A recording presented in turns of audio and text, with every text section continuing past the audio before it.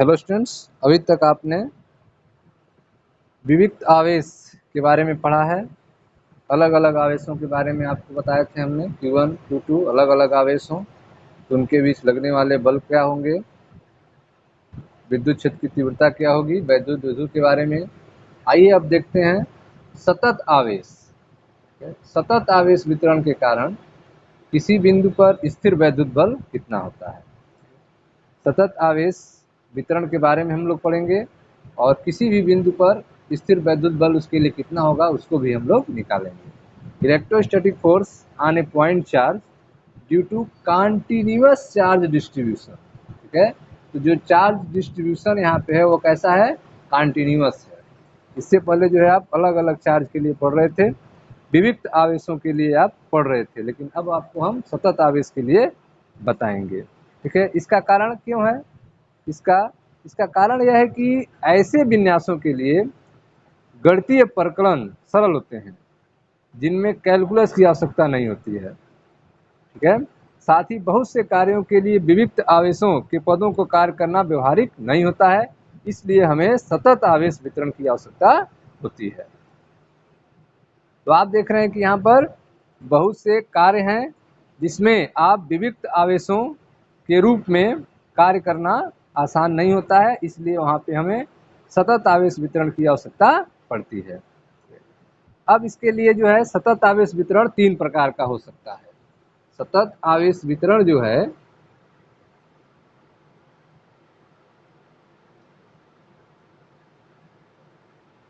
सतत आवेश वितरण कितने प्रकार का होता है, 3 प्रकार का होता है।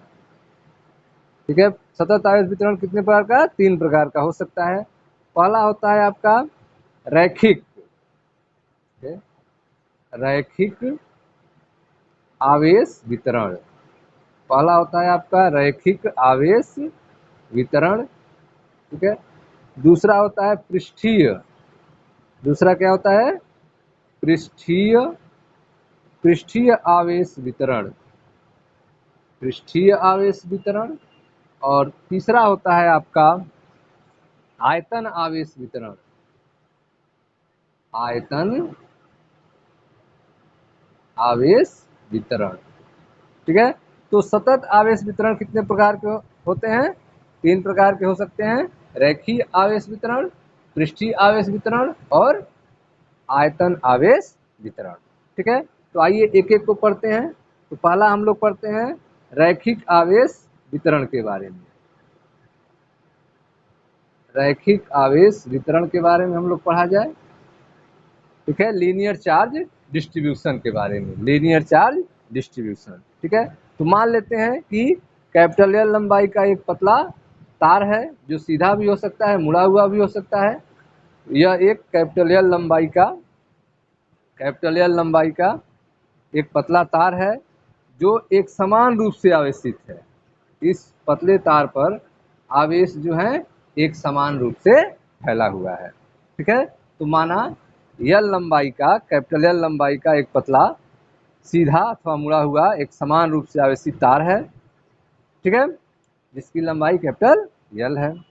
तार पर रैखिक आवेश घनत्व, तार पर रैखिक आवेश घनत्व क्या होगा, तो रैखिक आवेश घनत्व को कैसे रिप्रेजेंट करते हैं, रैखिक आवेश घनत्व, रैखिक आवेश घनत्व को लैम्डा से लिखा जाता है। रैखिक आवेश घनत्व लैम्डा बराबर आवेश बटे लंबाई, आवेश बटे लंबाई। रैखिक आवेश घनत्व लैम्डा बराबर क्या होगा, आवेश बटे लंबाई। ठीक, अब जो है रैखिक आवेश वितरण को हम जो है सूक्ष्म आवेश खंडों से मिलकर बना हुआ मान सकते हैं। रैखिक आवेश वितरण को आप जो है सूक्ष्म आवेश खंडों से मिलकर बना हुआ मान सकते हैं। तो इस आधार पे हम एक छोटा सा पार्ट लेते हैं, यह यहाँ से यहाँ तक पार्ट लेते हैं और इसकी लंबाई जो है डीएल है। इसकी लंबाई क्या है, सूक्ष्म अवयव लिए जिसकी लंबाई डीएल है। इस पर आवेश क्या होगा, इस पर आवेश जो होगा वो भी सूक्ष्म होगा, डीक्यू होगा। ठीक है, हमने जो है एक सूक्ष्म अवयव खंड लिया, कितना लिया, dl, ठीक है, सूक्ष्म अवयव खंड आपने लिया dl, ठीक है। इस अवयव खंड पर जो आवेश होगा, ठीक है, आवेश कितना होगा, इस पर आवेश जो होगा वह होगा dq, ठीक है, सूक्ष्म आवेश भी होगा इस पर, वो क्या होगा, dq, ठीक है। तो रैखिक आवेश घनत्व लैम्डा बराबर क्या होगा, रैखिक आवेश घनत्व लैम्डा बराबर आवेश बटे लंबाई, अर्थात dq बटा dl, dq बटा dl, ठीक है।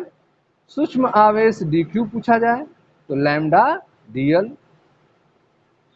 सूक्ष्म आवेश dq क्या होगा, लैम्डा dl हो जाएगा, ठीक है। तो आपने देखा कि रैखिक आवेश घनत्व लैम्डा जो होगा वह dq बटे dl होगा, मात्रक क्या होगा, कूलाम प्रति मीटर, कूलाम क्या होगा, मात्रक कूलाम प्रति मीटर होगा, ठीक है स्टूडेंट्स। तो आप देख रहे हैं सतत आवेश वितरण के बारे में। इसमें आपको हमने एक यल लंबाई का तार लिया जो सीधा या मुड़ा हुआ हो सकता है, इस पर एक समान रूप से आवेश वितरित है यल लंबाई के तार पे। रैखिक आवेश घनत्व लैम्डा बराबर होता है आवेश बटे लंबाई, आवेश बटे लंबाई। इस तार पर हमने एक छोटा सा खंड लिया dl, एक छोटा सा खंड लिया dl, यहाँ पे आवेश भी क्या हो जाएगा, छोटे से भाग में dq। उस कंडीशन में रैखिक आवेश घनत्व लैम्डा बराबर हो जाएगा dq बटे dl कूलाम प्रति मीटर। सूक्ष्म आवेश dq बराबर क्या हो जाएगा, लैम्डा dl, सूक्ष्म आवेश dq बराबर हो जाएगा लैम्डा dl, ठीक है स्टूडेंट्स। यह रैखिक आवेश वितरण, लैम्डा का मान निकल गया। अब जो है आप वैद्युत बल भी निकाल सकते हैं, यह सतत आवेश वितरण के कारण किसी बिंदु पर आप स्थिर वैद्युत बल भी निकाल सकते हैं। तो बल निकालने के लिए आपको जो है एक आवेश मानना होगा, बल निकालने के लिए आपको एक आवेश मानना होगा, एक टेस्ट पॉजिटिव चार्ज लेना होगा Q0, तभी आप निकाल पाएंगे। तो इसके लिए यह जो आप देख रहे हैं dl, इसको मूल बिंदु से r' दूरी पर एक बिंदु O लेना होगा, आपको एक मूल बिंदु मानना होगा, यह हम मूल बिंदु मानते हैं।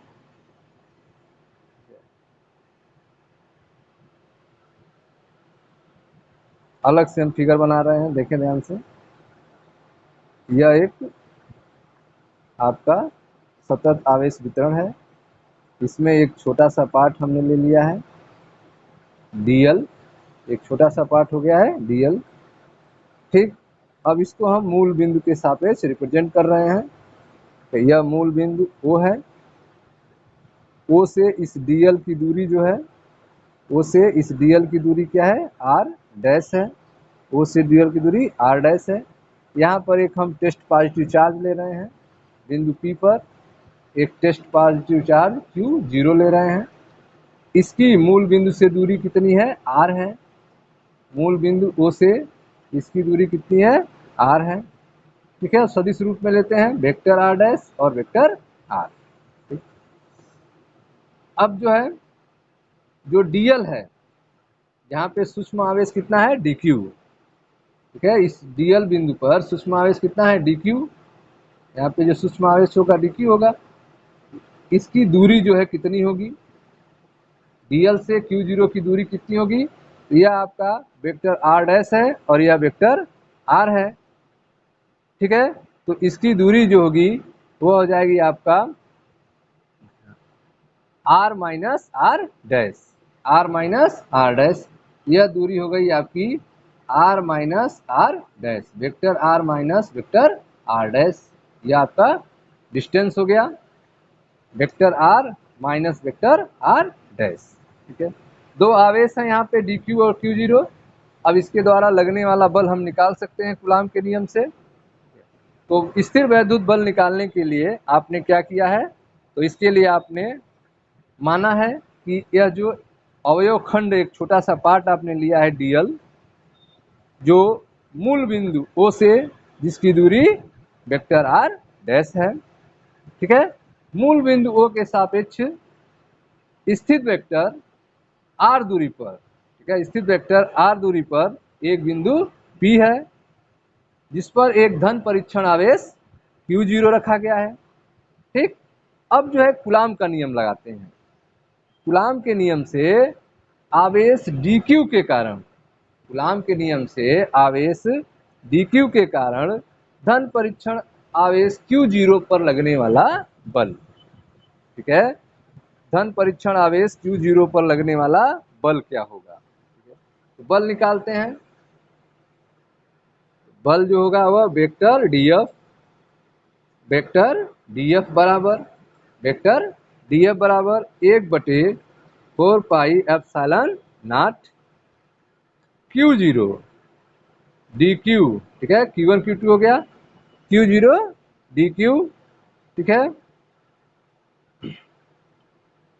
Vector r minus vector r dash upon mod of vector r minus vector r dash का क्यूब। ठीक है, यह हो गया आपका फोर्स df बराबर 1/4 pi epsilon naught Q0 dq upon vector r minus r dash, vector r minus vector r dash का mod into vector r minus vector r dash. तो यह हो गया लगने वाला बल। ठीक है, अब यहाँ पे जो Q0 dq आया है, Q0 dq आया है, ठीक है, अब यहाँ पे हम dq की वैल्यू लिख सकते हैं, dq की वैल्यू लिख सकते हैं। dq की वैल्यू कितना है, लैम्डा dl है, लैम्डा dl है। तो अगर हम वैल्यू लिखें तो उस कंडीशन में लगने वाला बल क्या हो जाएगा, d वेक्टर f, ठीक है, Q0 के यहाँ लिख देते हैं, Q0 4 पाई एप्सिलॉन नॉट, ठीक है, 4 पाई एप्सिलॉन नॉट, dq की वैल्यू कितना है, लैम्डा dl, लैम्डा dl, ठीक है, lambda dl upon vector r minus vector r dash का क्यूब, ठीक है, into vector r minus vector r dash. ठीक है, तो यह निकल गया आपका लगने वाले बल का मान, इसी बिंदु पर स्थिर वैद्युत बल का मान सतत आवेश वितरण के कारण। ठीक है, अब जो है संपूर्ण रेखीय आवेश के कारण Q0 पर बल कितना लगेगा। ठीक है, यहाँ पर जो r minus vector r dash जो है वह धन परीक्षण आवेश Q0 की अवयव dl से दूरी है। ठीक है, यहाँ पे जो vector r minus vector r dash आप देख रहे हैं, यह जो है आवेश Q0 से, ठीक है, dl की दूरी है। ठीक, तो आपने देखा इस छोटे से पार्ट के द्वारा जो बल लगेगा वह निकला df बराबर Q0/4 pi epsilon not lambda dl vector r minus vector r dash cube into vector r minus vector r dash. ठीक, अब संपूर्ण रैखिक आवेश के कारण Q0 पर बल क्या होगा। ठीक है, यह टोटल जो आवेश हैं, यह जो टोटल रैखिक आवेश है, इसके कारण, टोटल आवेश के कारण इस Q0 पर कितना बल लगेगा उसको हम लोग निकालते हैं। तो उस समय लगने वाला बल क्या हो जाएगा, F, लगने वाला बल क्या हो जाएगा, F। ठीक है, तो F बराबर हो जाएगा वेक्टर F बराबर Q0 upon 4 pi epsilon naught, Q0 upon 4 pi epsilon not L पूरी लंबाई के कारण। ठीक है, सरफेस इंटीग्रल L, ठीक है, सरफेस इंटीग्रल L, ठीक है, lambda vector r minus vector r dash upon vector r minus vector r dash का क्यूब dl। ठीक है, तो यह हो गया आपका संपूर्ण रेखीय आवेश के कारण Q0 पर बल। वेक्टर F बराबर Q0 upon 4 pi epsilon not surface integral L lambda vector r minus vector r dash upon mod of vector r minus vector r dash का क्यूब इंटू dl। यह संपूर्ण L के द्वारा लगने वाला बल है और एक छोटे से पार्ट के द्वारा यह लगने वाला आपका बल है। ठीक है। रेखीय आवेश घनत्व लैम्डा का सूत्र dq बटे dl है कूलाम पर मीटर। तो यह था आपका पहला रेखिक आवेश वितरण के बारे में। दूसरा है आपका पृष्ठीय आवेश वितरण के बारे में, पृष्ठीय आवेश वितरण के बारे में। अब आइए उसको देखते हैं, पृष्ठीय आवेश वितरण के बारे में।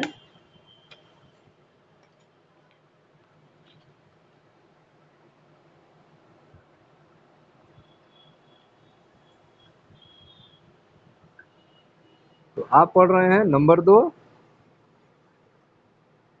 पृष्ठ आवेश वितरण, पृष्ठ आवेश वितरण के बारे में, सरफेस चार्ज डिस्ट्रीब्यूशन के बारे में। ठीक है। तो यदि किसी पृष्ठ पर आवेश जो है सतत रूप से फैला हो, यहाँ पर हम एक पृष्ठ ले रहे हैं, एक सरफेस ले रहे हैं जिस पर आवेश जो है एक समान रूप से सतत रूप से चार्ज जो है डिस्ट्रीब्यूट है, फैला हुआ है। ठीक है। सरफेस यस पे चार्ज जो है एक समान रूप से फैला हुआ है। इसमें हम एक छोटा सा सरफेस लेते हैं, एक छोटा सा सरफेस लेते हैं ds, छोटा सा सरफेस हमने लिया ds। ठीक है। तो यदि किसी पृष्ठ पर आवेश जो है सतत रूप से वितरित है, जिसका पृष्ठ आवेश घनत्व क्या होगा, सिग्मा। यहाँ पे पृष्ठ आवेश घनत्व, पृष्ठ आवेश घनत्व किससे लिखेंगे, सिग्मा से। पृष्ठ आवेश घनत्व सिग्मा है, पृष्ठ आवेश घनत्व क्या है, सिग्मा है। पृष्ठ के अति सूक्ष्म, ठीक है, यह जो सरफेस है पृष्ठ के अति सूक्ष्म पृष्ठ अवयव क्या है, ds है। इस पर आवेश कितना होगा, dq होगा।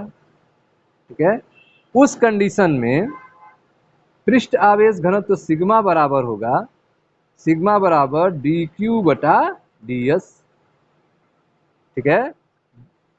सिग्मा बराबर क्या होगा, dq बटा ds। अब यहाँ पे dq कितना होगा, dq बराबर सिग्मा ds, dq बराबर क्या होगा, सिग्मा ds। तो पृष्ठ आवेश घनत्व सिग्मा बराबर होता है dq अपान ds। पृष्ठ आवेश घनत्व सिग्मा बराबर dq अपान ds। ठीक है। कूलाम प्रति मीटर स्क्वायर, कूलाम प्रति मीटर स्क्वायर।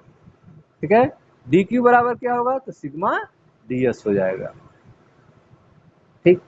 अब हम जो है इस पर लगने वाले बल की गणना करते हैं। यह जो पृष्ठ आवेश वितरण है इसके कारण कितना बल लगेगा इसकी गणना करते हैं। पृष्ठ आवेश घनत्व सिग्मा को आपने देखा dq बटे ds होता है कूलाम पर मीटर स्क्वायर।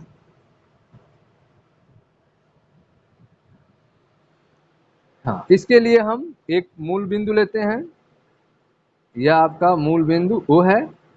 इससे हम जो है जो सरफेस हम लिए हैं ds वह कितनी दूर है, वेक्टर r डैश, और r दूरी पर एक हम यहाँ पर भी टेस्ट पॉजिटिव चार्ज लेंगे q0, जो मूल बिंदु से कितनी दूरी पर है, वेक्टर r दूरी पर है। ठीक है। मूल बिंदु से वेक्टर r दूरी पर है। ठीक है। तो आप देख रहे हैं कि जो हमने सरफेस लिया है ds वह मूल बिंदुओं से वेक्टर r डैश दूरी पर है, और जो हमारा टेस्ट पॉजिटिव चार्ज है बिंदु P पर वह है वेक्टर r दूरी पर। अब ये जो सूक्ष्म सरफेस आप ds लिए हैं इसका मूल, ठीक है, इसका मूल यहाँ से बिंदु P से अर्थात आवेश q0 से कितना दूरी होगा। ठीक है। तो यह दूरी आपकी हो जाएगी vector r minus vector r dash, vector r minus vector r dash, यह आपकी दूरी हो जाएगी। ठीक है। तो आप मान रहे हैं कि माना P क्या है, एक बिंदु है जिस पर पृष्ठ आवेश वितरण के कारण आपको बल निकालना है। ठीक है। यह पृष्ठ आवेश वितरण जो आप देख रहे हैं इसके कारण बिंदु P पर आपको क्या निकालना है, बल निकालना है। ठीक है। इसके लिए जो है आपने बिंदु P पर एक टेस्ट पॉजिटिव चार्ज Q0 लाया है, एक धन परीक्षण आवेश Q0 लाए हैं। ठीक है, P का मूल बिंदु O के सापेक्ष, ठीक है, इस बिंदु P का मूल बिंदु O के सापेक्ष स्थिति वेक्टर R है, तथा यह जो छोटा सा अवयव ds आप लिए हैं इसकी स्थिति वेक्टर क्या है, वेक्टर r डैश है। ठीक है,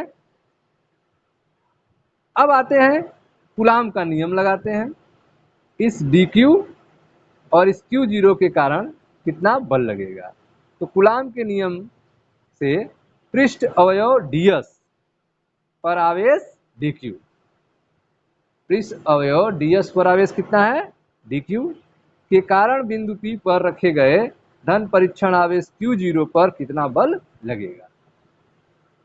बल निकालते हैं हम लोग। तो लगने वाला बल जो होगा d वेक्टर F बराबर, ठीक है, d वेक्टर F बराबर Q0 4 पाई एप्सिलॉन नॉट, ठीक है, 4 pi epsilon naught Q0 sigma ds, sigma ds vector r minus vector r dash का cube into vector r minus vector r dash. ठीक है, तो यह लगने वाला बल हो गया आपका वेक्टर df बराबर Q0 upon 4 pi epsilon naught, Q0 upon 4 pi epsilon naught Q0 sigma ds upon vector r minus vector r dash का cube into vector r minus vector r dash. ठीक है,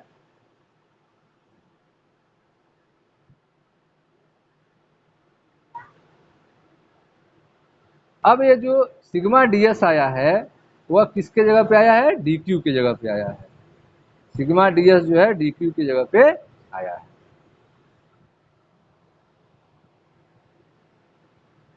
Q1 Q2 बटे r square. ठीक है, यहाँ पे Q1 क्या है, dq है, और Q2 क्या है, Q0 है। ठीक है, यहाँ पे 1 होगा। df बराबर 1 बटे 4 pi epsilon not Q1 Q2 बटे r स्क्वायर सूत्र होता है। ठीक है, तो यहाँ पे Q1 Q0 है और Q2 क्या है, dq है, तो dq क्या हो जाएगा, सिग्मा ds हो जाएगा। ठीक, अब जो है संपूर्ण पृष्ठ के कारण हम निकालते हैं। संपूर्ण पृष्ठ आवेश, संपूर्ण पृष्ठ आवेश के कारण प्लस Q0 पर कुल बल कितना होगा, प्लस Q0 पर कुल बल कितना होगा। तो वेक्टर F बराबर, वेक्टर F बराबर, ठीक है, तो Q0 upon 4 pi epsilon not. ठीक है, पूरे सरफेस के लिए सरफेस इंटीग्रल S, ठीक है, sigma vector R minus vector R dash अपान, ठीक है, vector R minus vector R dash का क्यूब इंटू ds।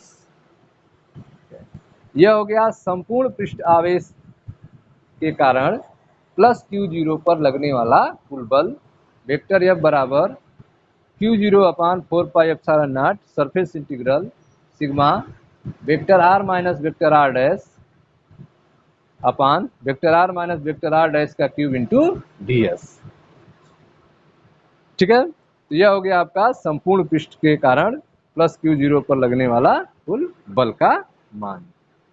ठीक है, और पृष्ठ आवेश घनत्व सिग्मा बराबर dq बटे ds कूलाम पर मीटर स्क्वायर। तो यह था आपका पृष्ठ आवेश वितरण के बारे में। अब हम देखते हैं आयतन आवेश वितरण के बारे में।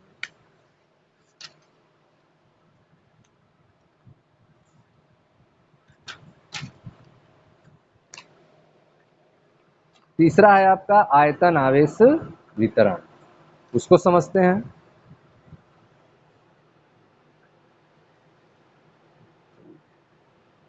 तो यदि हम कोई आयतन लें, गोला लें या फिर घन लें, तो उसमें आवेश जो है सतत रूप से वितरित होता है। यहाँ पे हमने एक आयतन लिया, ठीक है, चाहे गोला लें चाहे घन लें, इसमें आवेश भी जो है सतत रूप से वितरित हो जाएगा। ठीक, यह आयतन इसका क्या है, भी आयतन हमने लिया है, भी आयतन लिया है। आप पढ़ रहे हैं तीसरा पार्ट, आयतन आवेश वितरण के बारे में। आयतन आवेश वितरण के बारे में पढ़ रहे हैं। आपने एक आयतन लिया है, ठीक है, जिसका आयतन क्या है, भी है, गोला या घन, आवेश जो सतत रूप से वितरित है। इसका आयतन आवेश घनत्व को हमने माना रो। आयतन आवेश घनत्व, आयतन आवेश घनत्व क्या है, रो। ठीक है, आयतन आवेश घनत्व रो। ठीक, इसमें हम एक छोटा सा पार्ट लेते हैं, एक छोटा सा आयतन लेते हैं। एक छोटा सा आयतन लिए जो क्या है, डी भी। एक छोटा सा आयतन क्या लिए हम, डी भी।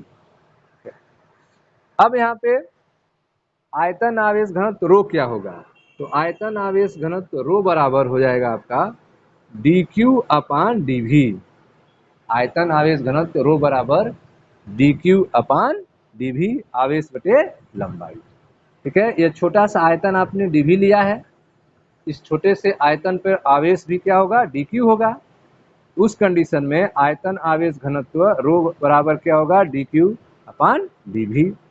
ठीक है, डी क्यू की वैल्यू क्या हो जाएगी, तो डी क्यू बराबर हो जाएगा रो डी भी।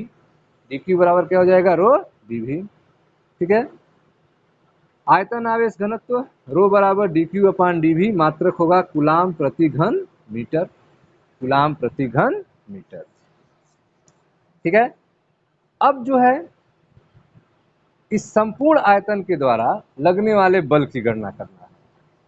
ठीक है, संपूर्ण आयतन के द्वारा किसी पॉइंट पर लगने वाला बल कितना होता है उसकी गणना करना है। तो इसके लिए हम क्या करेंगे, एक बिंदु P लेंगे, जैसा आप पीछे से देखते आ रहे हैं, एक बिंदु P लेंगे और इसको जो है हम एक मूल अक्ष पर, मूल बिंदु पर लेंगे। ठीक है, तो यह जो आपने DV लिया है वह यह आपका मूल बिंदु O मान लेते हैं यहाँ पे, और यहाँ से कुछ दूरी पर एक बिंदु P है जहाँ पर एक परीक्षण आवेश Q0 है। ठीक है, परीक्षण आवेश क्या है, Q0 है।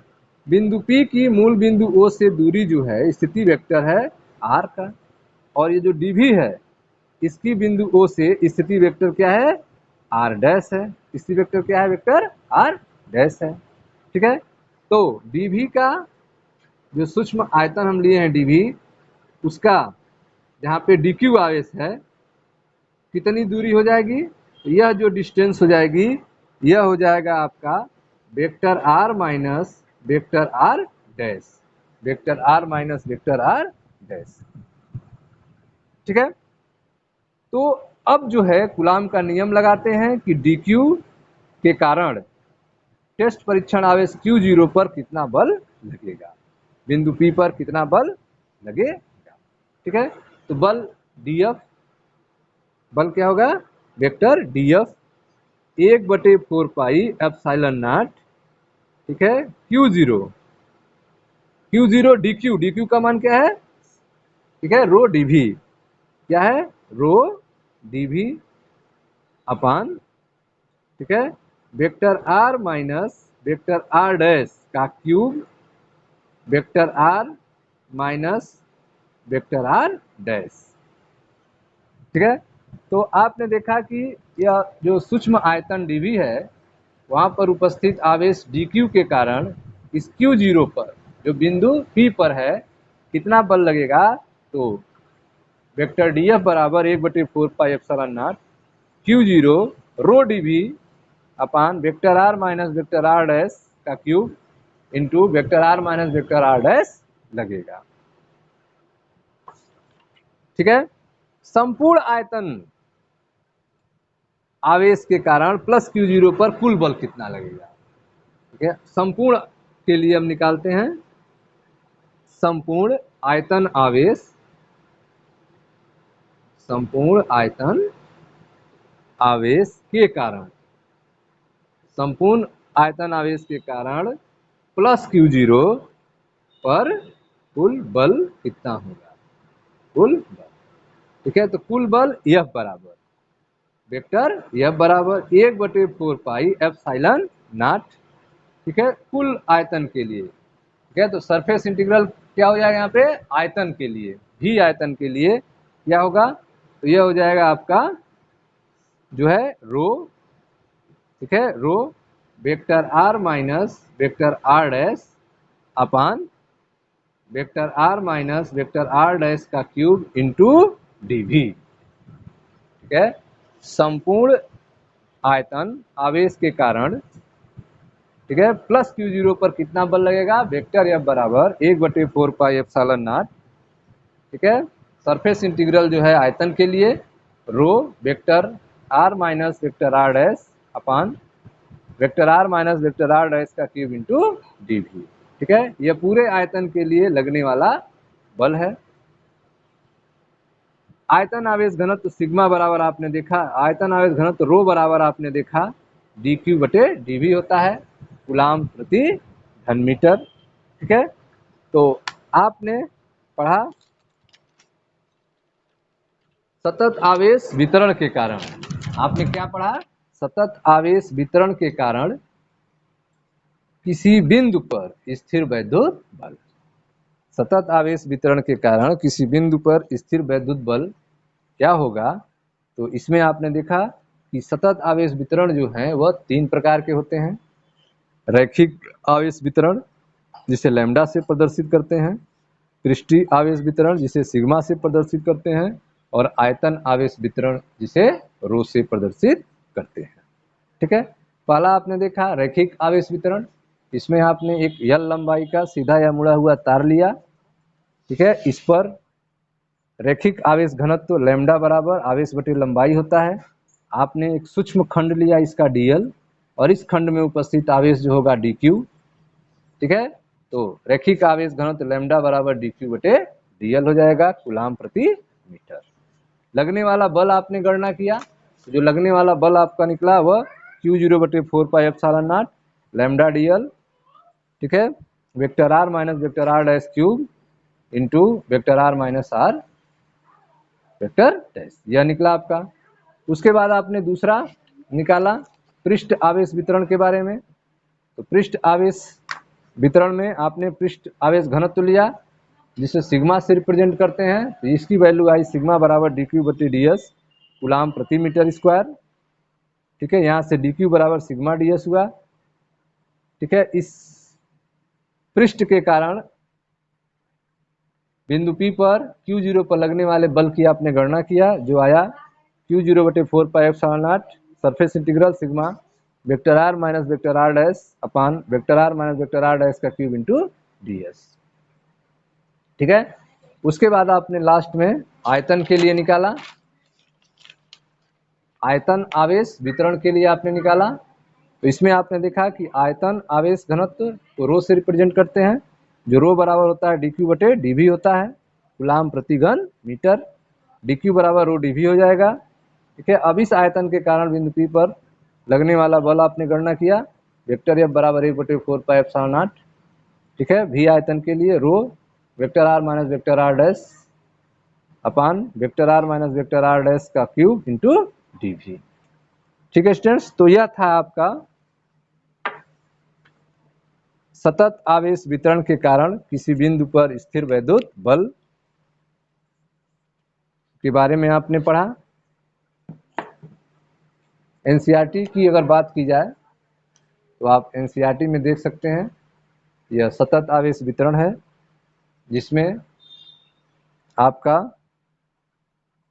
पृष्ठीय आवेश घनत्व सिग्मा के बारे में दिया गया है, सिग्मा बराबर डेल्टा क्यू अपान डेल्टा एस। ठीक है, सिग्मा बराबर डेल्टा क्यू अपान डेल्टा एस।